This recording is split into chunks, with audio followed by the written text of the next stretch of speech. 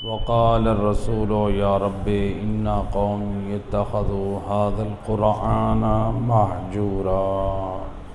صلوات پڑھیں محمد اللہم صلی علی۔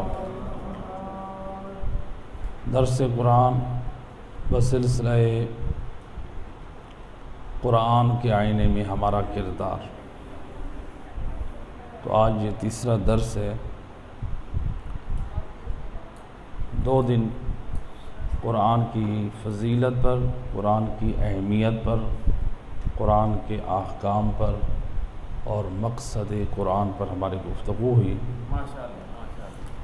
آج اس بات کی ضرورت ہے کہ قرآن جس مقصد کے لیے آیا، ہم نے اس مقصد اور ہدف کو اگر چھوڑ دیا ہے تو ہمیں نقصان کتنا پہنچ رہا ہے۔ ایک مل کے صلوات پڑھ دیں محمد صلی اللہ علیہ وسلم۔ ہم جب قرآن کے مقصد کو چھوڑ رہے ہیں، ہمیں نقصان کتنا حاصل ہو رہا ہے۔ لہٰذا ہمارے ہاں اگر کوئی شخص اگر اپنے گھر کے کسی بزرگ اور بڑے کی بات نہیں مانتا تو معاشرے میں اس کو غیر مہذب انسان کہا جاتا ہے۔ اگر جوان نہ مانے بات، یا اسی طرح کہ حتیٰ کہ جو بڑے ہوں وہ اپنوں سے بڑوں کی بات نہ مانیں، تو کہا جاتا ہے کہ اس نے بزرگوں کے ادب کا خیال نہیں کیا ہے۔ یعنی ہماری عقل ہماری ہدایت کر رہی ہے۔ بزرگوں کی رسپیکٹ اور تعظیم یہ ہے کہ اگر ان کی بات حکمت کے تحت ہے، ہدایت کے تحت ہے، خیر اور بھلائی پر مشتمل ہے، تو آپ ان کی بات کو تسلیم کریں۔ تو اگر گھر کا بڑا ہو، بزرگ ہو، تو اس کی اتنی رسپیکٹ ہے۔ اگر ایسی ہستی ہو کہ جس کو سردار اللہ بنوائے اور وہ بھی نبی کے ذریعے سے، علی مولا حیدر کرار لوگوں کے چنے ہوئے نہیں ہیں، اللہ کی طرف سے منتخب کردہ ہیں، اور اللہ کی طرف سے منتخب کردہ ہیں اور رسول اللہ مولا علی کا تعارف کروانے والے ہیں۔ اب جب امیر المومنین کی عظمت و شرافت و کمال کو سب جانتے ہیں، خود سوچیں ہمارے جوان، ہمارا ہر مومن، کہ اگر ہم اپنے خاندان کے بڑے کی بات نہ مانیں، ہم باعث ملامت ہیں، اور ہم دین کے سردار علی ابن ابی طالب کی نہ مانیں، ہم کس قدر باعث ملامت ٹھہریں گے۔ آئیں نہج البلاغہ، وہ کلام ہے جو امیر المومنین علی ابن ابی طالب کا کلام، کس قدر عظیم نصیحت اور کتنا عظیم پیغام دے رہے ہیں علی مولا اپنے چاہنے والوں کو۔ آج ہم میں سے ہر ایک مولا علی سے محبت رکھتا ہے، اپنی اپنی مودت و محبت کا اظہار کرتا ہے۔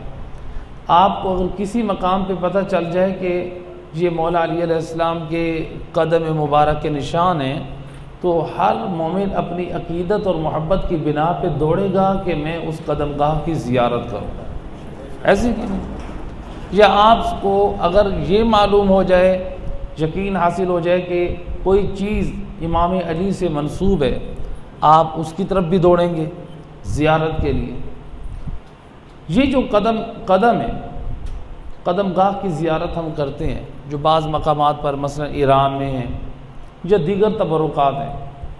اب سوال یہ، کیا امام علی یا دیگر ائمہ ہدیٰ نے یہ اس لیے نشان چھوڑے کہ لوگ ان کی زیارت کریں؟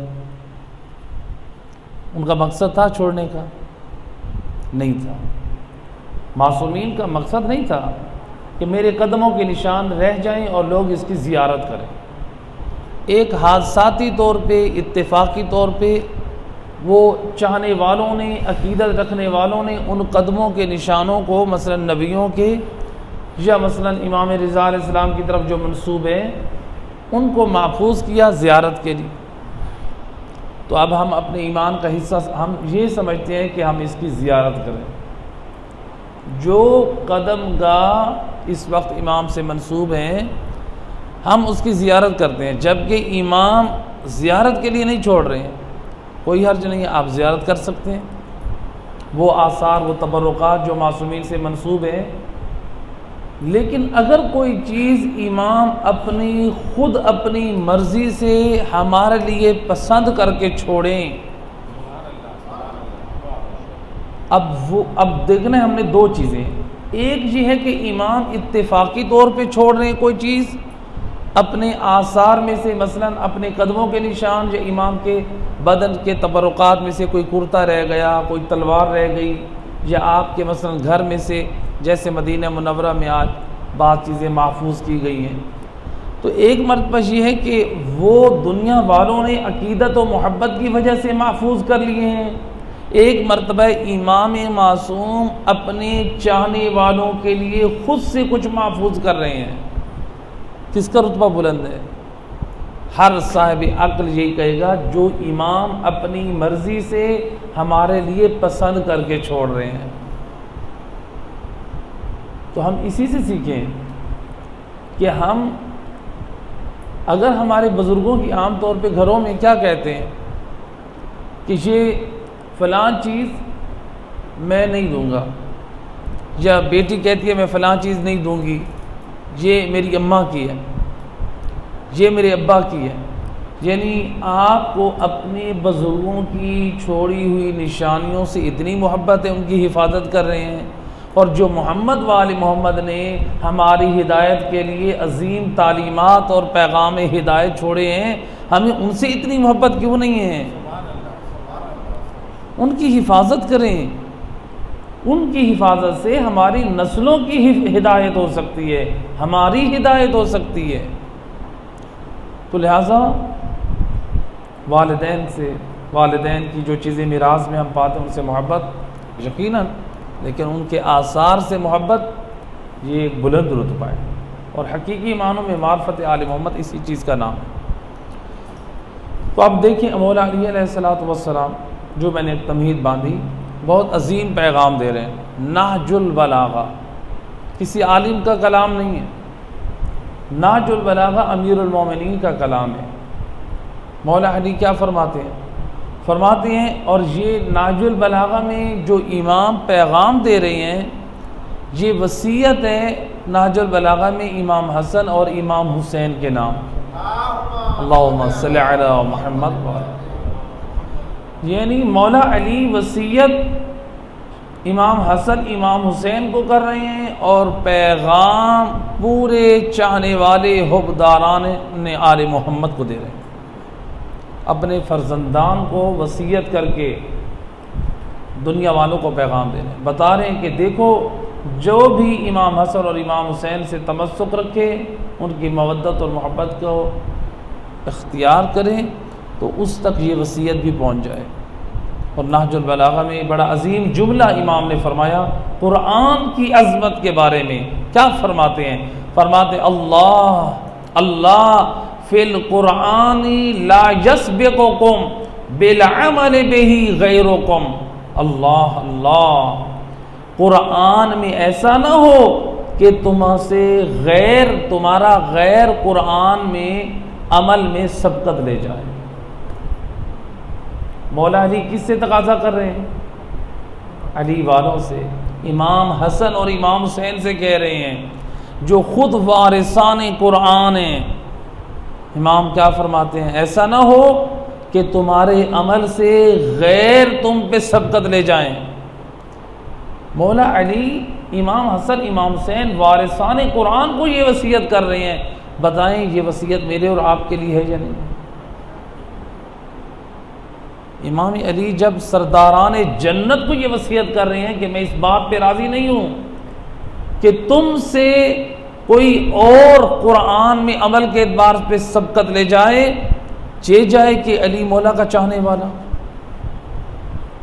تو ہماری ذمہ داری ہے جب امام علیہ السلام امام حسن امام حسین کو یہ وصیت کر رہے ہیں تو یہ وصیت ہمیں بھی شامل ہے۔ کوئی یہ نہ کہے کہ ہم سے امام راضی ہو جائیں، امام راضی ہم سے تب ہوں گے جس مقصد کے لیے اللہ نے امام کو بھیجا ہے، اس مقصد پہ ہم زندگی گزاریں۔ امام ہم سے تب راضی ہوں، امام علیہ الصلوۃ والسلام نے دنیاوی یہ دوسری چیزوں کو نہیں دیکھنا ہے کہ کس کے پاس روپیہ ہے، کس کے پاس جائیداد ہے، کس کے پاس منصب ہے، کس کے پاس مال ہے۔ امام علیہ الصلوۃ والسلام دین کی دولت دیکھتے ہیں، ایمان کی دولت دیکھتے ہیں۔ ایک مل کے صلوات پڑھیں محمد اللہم صلی علی۔ تو لہٰذا کہا کہ ایسا نہ ہو کہ عمل کے اعتبار سے تم سے غیر سبقت لے جائے۔ تو مومن کی ذمہ داری ہے کہ قرآن میں جو کردار دیکھے اس کو اپنانے کی کوشش کرے۔ دیکھیں ہماری مجالس میں آپ لوگ ماشاءاللہ سنتے ہیں کہ محمد و آل محمد کی شان میں کتنی آیات اور صورتیں فضیلت کے طور پہ ہیں، جن میں اہل بیت اطہار کی شان بیان کی۔ یہی سورہ دہر ایک میں یعنی پیغام کو پہنچانے کے لیے مثال کے ساتھ سمجھاؤں۔ سورہ دہر ہمارا چھوٹا سے چھوٹا بچہ بھی جانتا ہے کہ یہ سورہ دہر، اس میں اہل بیت کی شان میں آیات ہیں، ایسے کہ نہیں؟ کبھی غور کریں یہ جو آل محمد کی شان میں یہ جو آیات نازل ہوئی ہیں سورہ دہر میں، یہ اہل بیت اطہار نے وہ کام کون سا کیا ہے جس کی وجہ سے اللہ نے ان کی شان میں آیات نازل کی ہیں؟ ہم ایک مرتبہ دیکھ رہے ہیں کہ قرآن اہل بیت کی شان میں نازل ہوا ہے، ایک مرتبہ ہم یہ دیکھیں کہ وہ کام کون سا انجام دیا جس کام کی وجہ سے اللہ نے اہل بیت کی شان میں آیات نازل کی۔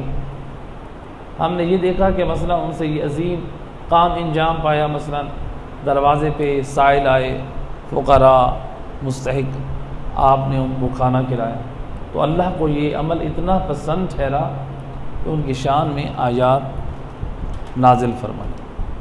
تو اس کا مطلب یہ ہے کہ اللہ نے جو قرآن میں ان کی شان میں آیات نازل کی ہیں، گویا ان کے عمل کو پسند کر کے آیت مجیدہ کو نازل کیا، اور یہی ہمارے لیے پیغام ہے کہ اے علی والو، اے مومنو، صرف شان کی طرف توجہ نہ رکھو بلکہ اس عمل کی طرف نگاہ رکھو جس عمل کی وجہ سے اللہ نے ان کی شان میں آیت نازل کی ہے۔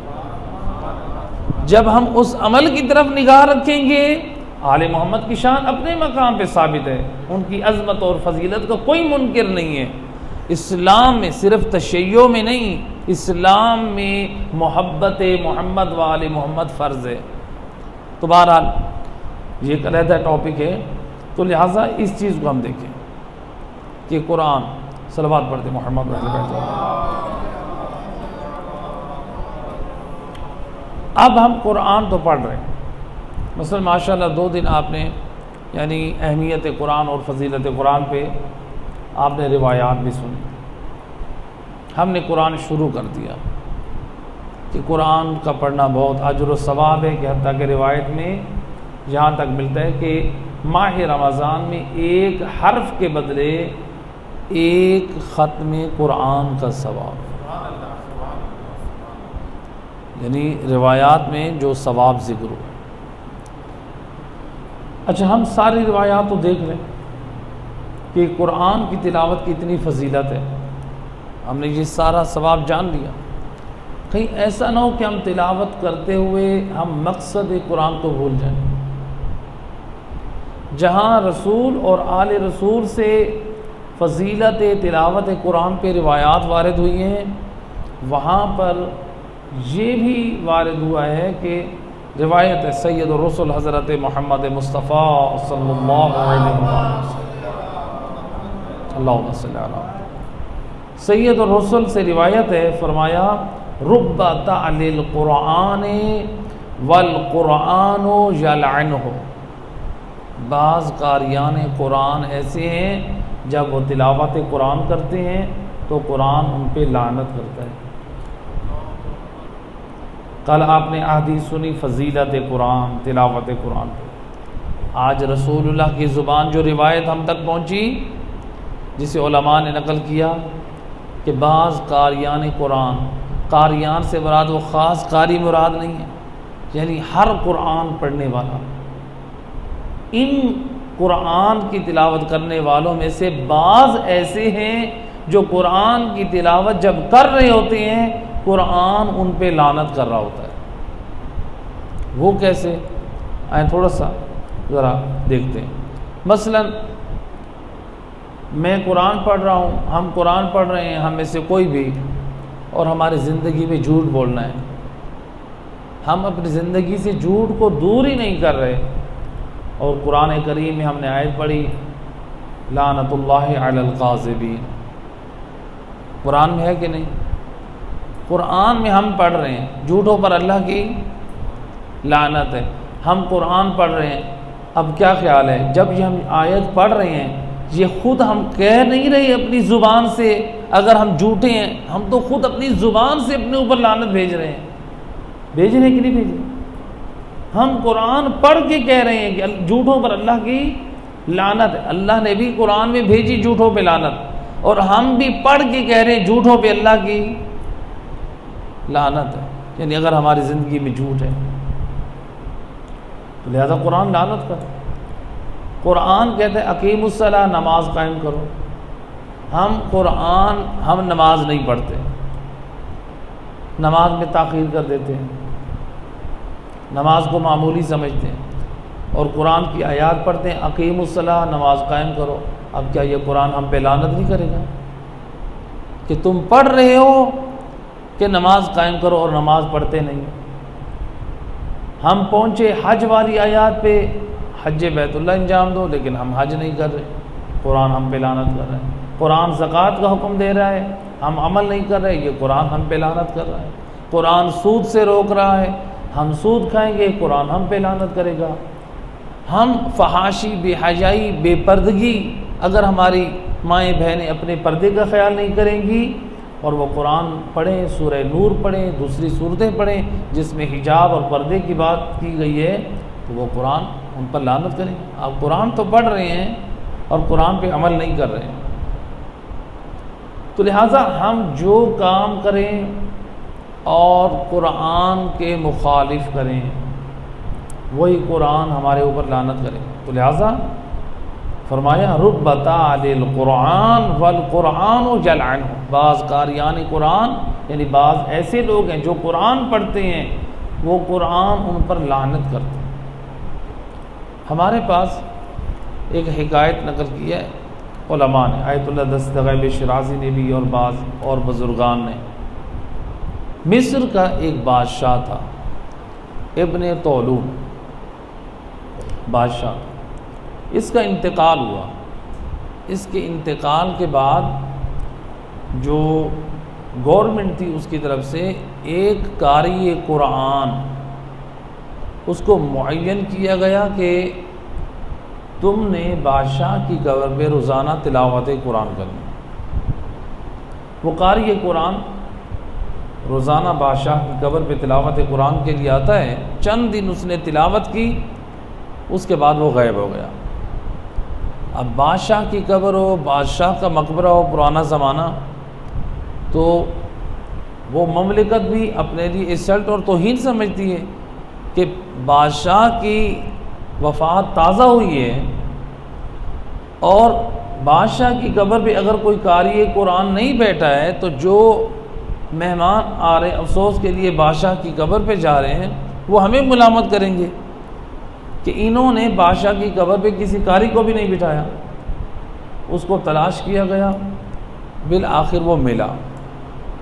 جب اسے پکڑا گیا، حاضر کیا گیا دربار میں، کیا وجہ ہے؟ تم تلاوت قرآن کے لیے تمہیں معین کیا گیا تھا، معمور کیا گیا تھا، کہاں تم گم ہو گئے تھے؟ کہا کہ میں تلاوت قرآن سے معذرت چاہتا ہوں۔ کہ وہ کیسے؟ بھرے دربار میں انکار کر رہے کہ میں تلاوت قرآن سے معذرت چاہتا ہوں، وہ وجہ کیا ہے؟ کہا کہ میں بادشاہ قبر، کہا کہ ہم تمہیں ڈبل دیں گے، کہا کہ میں تلاوت قرآن سے معذرت چاہتا ہوں، پیشکش کی گئی ہم تمہیں 10 گنا زیادہ دیں گے۔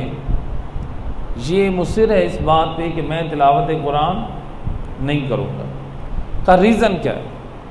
کہا دیکھیں میں تلاوت قرآن کر رہا تھا چند دنوں سے، تو مجھے بادشاہ نے عالم خواب میں میرے خواب میں آئے اور آ کر مجھے کہتے ہیں کہ اے قرآن کی تلاوت کرنے والے، مجھ پر احسان کر۔ تو جب قرآن کی تلاوت کرتا ہے میری قبر پہ، جن آیات کی میں نے مخالفت کی ہے، جن آیات پر میں نے عمل نہیں کیا، عذاب کے فرشتے مجھے میرے عذاب میں اضافہ کرتے ہیں اور وہ کہتے ہیں کہ یہ وہ آیات ہیں جو تیرے اوپر پڑھی جا رہی ہیں، تو ان پر عمل نہیں کرتا تھا، لہٰذا تم میرے اوپر قرآن پڑھنا بند کر دو، مجھ پر احسان کرو۔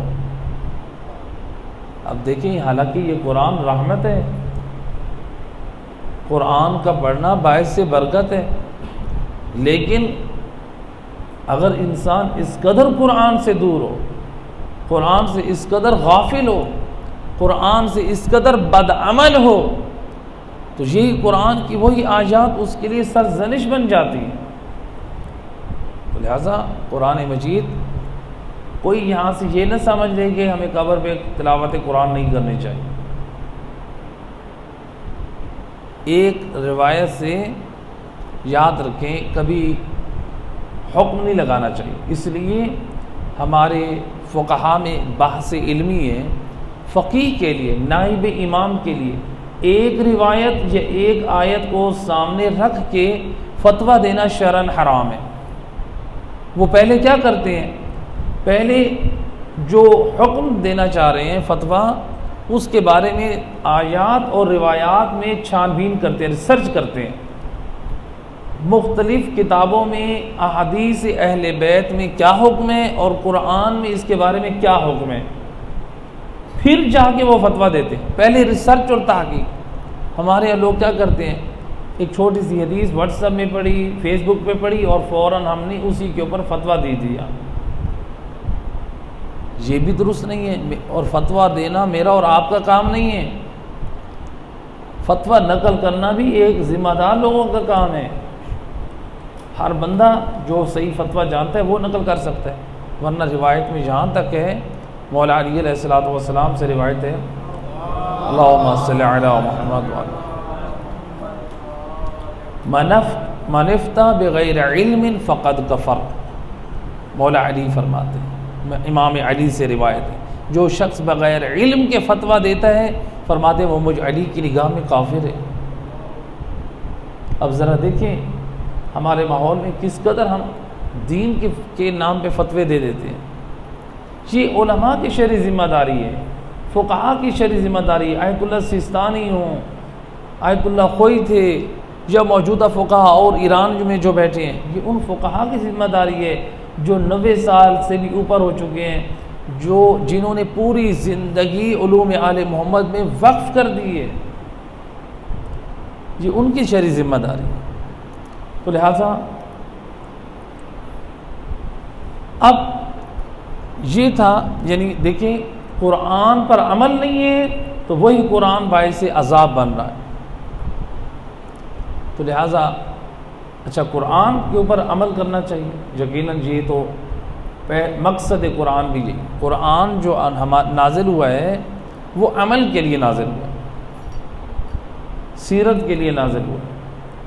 تو لہٰذا اچھا اب تلاوت قرآن جو قبر پہ کی جاتی ہے، تو کہیں کسی کے ذہن میں جو خلش نہ رہ جائے، تلاوت قرآن اپنے مقام پہ ثابت ہے، تلاوت قرآن کرنی چاہیے، صورتیں بھی پڑھنی چاہیے۔ ہمارے پاس اور بھی روایات کثیر ہیں۔ یہ تو ایک واقعہ تھا جو ان لوگوں کو خبردار کرنا مقصد تھا جو غافل ہیں، جو قرآن سے بدعمل ہیں، قرآن سے دور ہیں، ان کے تنبیہ کرنے کے لیے، یعنی اس طرح کے واقعات کبھی کبھار جو فشار قبر کے ظاہر ہوتے ہیں یا بعض، وہ بھی ایک حکمت کے تحت ہوتے ہیں کہ جو غافل لوگ ہوتے ہیں ان کو تنبیہ کرنا مقصد ہوتا ہے۔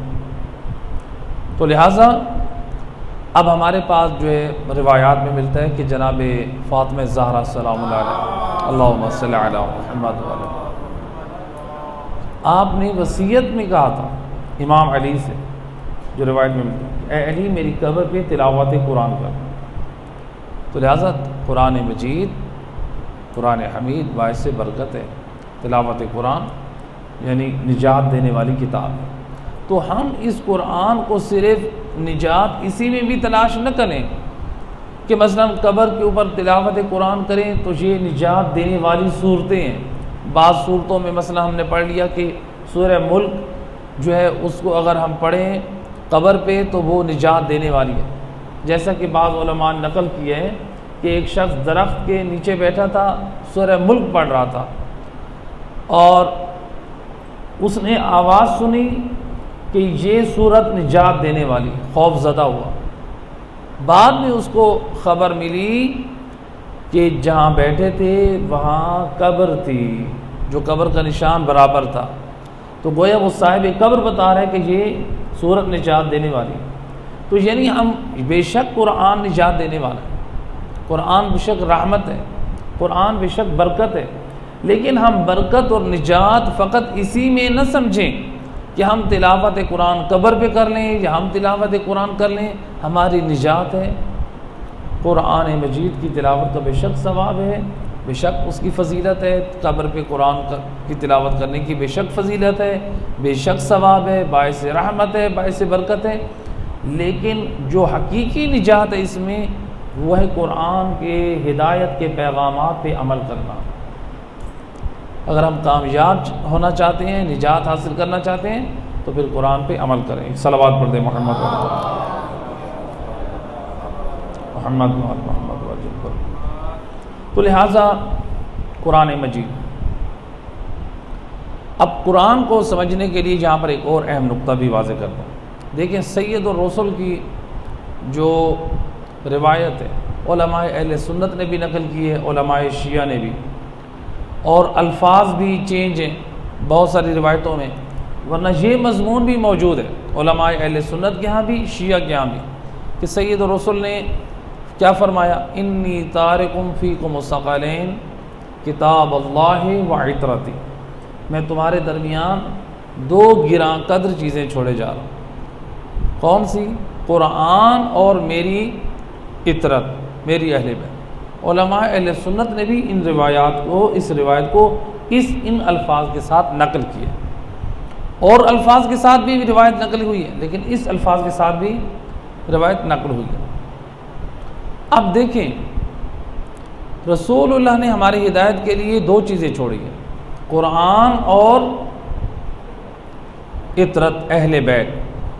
تو یعنی اب رسول اللہ ہماری نجات کی ضمانت دے رہے ہیں قرآن اور عطرت میں۔ صرف اگر ہم قرآن کو تھام لیں اور وارثان قرآن کو چھوڑ دیں ہم کبھی کامیاب نہیں ہو سکتے، اور اگر ہم کہیں کہ ہم صرف وارثان قرآن کو تھام لیں اور قرآن کو اپنی زندگی سے نکال دیں تب بھی ہم کامیاب نہیں ہو سکتے۔ یعنی مومن وہی کامیاب ہے جو قرآن اور وارثان قرآن دونوں کا دامن تھام کے چلے۔ تو دیکھیں اگر ہم کہتے ہیں نا کہ اگر کوئی شخص یہ کہتا ہے کہ ہمارے لیے کتاب خدا کافی ہے، تو پھر تو ہمیں اپنے بچوں کو، اسٹوڈنٹس کو اسکولوں میں بھی ٹیچر کے پاس نہیں بھیجنا چاہیے۔ اسکولوں میں پھر پروفیسر، پھر ٹیچر، کالج اور یونیورسٹی میں پروفیسر ان کی ضرورت نہیں ہے۔ پھر یعنی ہمیں دنیاوی سلیبس کے لیے پروفیسر کی، ہمیں ٹیچر کی، ماہر کی ضرورت ہے، اور جو کتاب اللہ نے وحی کے طور پہ نازل کی ہے اس کے سمجھنے کے لیے جو کتاب کے وارث ہیں کیا ان کی ضرورت نہیں ہے؟ تو لہٰذا اس بات پہ ہمیں غور کرنا چاہیے وارثان قرآن کون ہے۔ اب دیکھیں علماء اہل سنت میں یعنی جو مفسر قرآن یعنی وہ بھی کہتے ہیں کہ حضرت عبداللہ ابن عباس، بہت کثیر روایات نقل کرتے ہیں حضرت عبداللہ ابن عباس، لیکن اگر دیکھیں کہ حضرت عبداللہ ابن عباس شاگرد کس کے ہیں؟ شاگرد ہیں امام علی ابن ابی طالب علیہ السلام۔ تو یعنی جس کے بارے میں رسول اللہ کی جو روایت موجود ہے، انا مدینۃ العلم وعلی بابھا، یعنی آپ رسول اللہ کے علم کی خیرات اگر چاہتے ہیں تو آپ دروازے علی ابن ابی طالب پہ آ جائیں۔ تو لہٰذا یعنی ہمارے پاس روایات موجود ہیں، جسے سنی شیعہ تمام کتب میں موجود ہیں، یعنی ہم ریسرچ کریں، تحقیق کریں، تو لہٰذا اب 1400 سال سے ہم اگر کتاب خدا کو پکڑ لیں لیکن وارثان قرآن کو چھوڑ دیں، جبکہ ہمیں تاکید کس چیز کی جا رہی ہے؟ قرآن اور اطرت اہل بیت دونوں کو کی جا رہی ہے، تو لہٰذا اس میں بھی نجات نہیں ہے کہ انسان قرآن کو تھامے اور وارثان قرآن کو چھوڑ دے۔ میں اس کی ایک مثال دیا کرتا ہوں بچوں کے لیے، موجودہ دور کی مثال۔ دیکھیں میرے سامنے کیمرہ بھی ہے اور میرے سامنے جو ہے وہ ایکو ساؤنڈ سسٹم بھی ہے۔ یہ جو کیمرہ ہے یہ اس وقت تک کام نہیں کرے گا جب تک کیمرہ مین نہیں ہوگا، ایسے کہ نہیں؟ ایکو ساؤنڈ سسٹم کے لیے بھی ایکو سسٹم والے کا ہونا ضروری ہے۔ اب خود سوچیں، ہماری عقل کہتی ہے بغیر کیمرہ مین کے کیمرہ کام کا نہیں ہے، بغیر ساؤنڈ سسٹم والے کے ساؤنڈ سسٹم بیکار ہے، تو یہ کتاب خدا قرآن وارثان قرآن کے بغیر کیسے ہمارے لیے فائدہ مند ہو سکتی ہے؟ ایک کیمرہ اس کے لیے ضرورت ہے کہ کیمرہ مین ہو، ایک ساؤنڈ سسٹم کے لیے ساؤنڈ سسٹم والے کا ہونا ضروری ہے۔ تو جو اللہ کی کتاب ہے، جو قانون سازی ہے، جو اللہ نے جس میں احکام اور شریعت کو بیان کیے ہیں، تو اس میں بھی ہمیں یہ دیکھنا ہے کہ جو وارثان قرآن، جو قرآن کی صحیح تفسیر، قرآن کا صحیح علم رکھنے والے ہیں، ہم ان کے دروازے پہ جائیں۔ اسی لیے حضرت ابو حنیفہ علماء اہل سنت کے بڑے جلیل القدر، ان کے جو امام ہیں، امام اعظم کے نام سے حضرت ابو حنیفہ، وہ اپنی زندگی میں کہا کرتے تھے لولا السنتان لحلق النعمان، اگر میں نے 2 سال امام جعفر صادق علیہ السلام کی خدمت میں نہ گزارے ہوتے میں ہلاک ہو جاتا۔ خود اس سے اندازہ کریں، یعنی حضرت ابو حنیفہ یہ تسلیم کر رہے ہیں کہ میں نے اگر 2 سال وارث قرآن امام صادق علیہ السلام کی خدمت میں نہ گزارے ہوتے میں ہلاک ہو جاتا، یعنی میرے دامن میں دین نہ ہوتا۔ تو لہٰذا وارثان قرآن کے ساتھ وارثان قرآن وہ بھی ضروری ہے۔ ایک صلوات پڑھیں محمد و اہل بیت صلی اللہ علیہ وسلم۔ تو لہٰذا قرآن اور وارثان قرآن، تو اگر کسی نے قرآن کو تھاما ہے، وارثان قرآن کو چھوڑ دیا ہے، تو رسول اللہ کی حدیث پہ عمل نہیں کیا۔ تو آج اگر جو قرآن کو تھام رہے ہیں اور وارثان قرآن کو نظر انداز کر رہے ہیں، وہ رسول کی اس وصیت پہ عمل نہیں کر رہے ہیں۔ یہ 1400 سال سے، اور یہ شروع میں ایک ایسا واقعہ بھی پیش آیا تھا کہ جنگ صفین میں، جس کو تاریخ اسلام نے صرف شیعہ مورخین نے نہیں نقل کیا، علماء اہل سنت نے بھی اس بات کو تحریر کی ہے۔ اگر آپ ہسٹری کا مطالعہ کریں کہ جب جنگ صفین تھی تو ادھر سے جب امیر شام کی طرف سے جب وہ جنگ ناکام ہو رہی تھی تو عمرو ابن عاص کے مشورے کے ذریعے سے جب صبح کا وقت ہوا، ابھی اندھیرا تھا، ادھر سے امام علی اور ان کے اصحاب نے دیکھا کہ ہمیں ایسے لگتا ہے کہ ایک لشکر کے سامنے پرچم نظر آ رہے ہیں، لیکن جیسے جیسے اندھیرا ختم ہوا تو دیکھا نیزوں کے اوپر قرآن اٹھائے ہوئے، 5 صفیں تھی، ہر صف میں 100 آدمی تھا، یعنی 500 نیزے پہ 500 قرآن کو اٹھایا ہوا تھا۔ تو اس وقت بھی قرآن کو نیزوں پہ اٹھایا گیا اور دنیا نہ پہچان پائی کہ نیزوں پہ قرآن کو اٹھانے والے کون ہیں اور ان کے اہداف اور مقاصد کیا تھے۔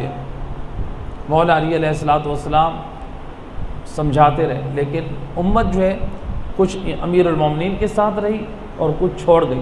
جب چھوڑ گئی تو پھر وہ بعد میں آگاہ ہوئی کہ یہ ایک بہت بڑی سازش تھی جس کا نقصان امت کو اٹھانا پڑا۔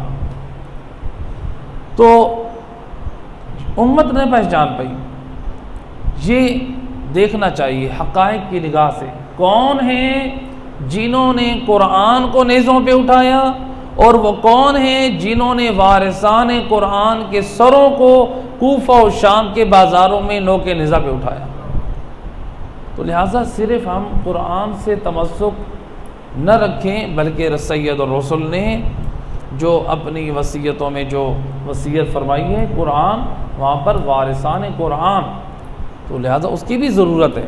جس طرح ہم عام اسکول کالج میں جب جاتے ہیں تو سلیبس جو بھی پڑھنا ہے اس کے لیے پروفیسر ٹیچر وہ گائیڈ کرے گا، وہ تشریح دے گا، وہ سمجھائے گا، اسی طرح قرآن کو بھی وارثان قرآن کی تعلیمات اور جو ان کے علم کے وارث اس دور میں علماء ہیں جو ان کی تعلیمات کی روشنی میں سمجھائیں، اس میں سمجھنا چاہیے۔ ہر بندہ بھی اپنے دماغ سے کہے کہ میں قرآن کو سمجھ بیٹھا ہوں، تو اس میں بھی وہ بہت زیادہ خطا کر سکتا ہے۔ ایک صلوات پڑھ دے محمد۔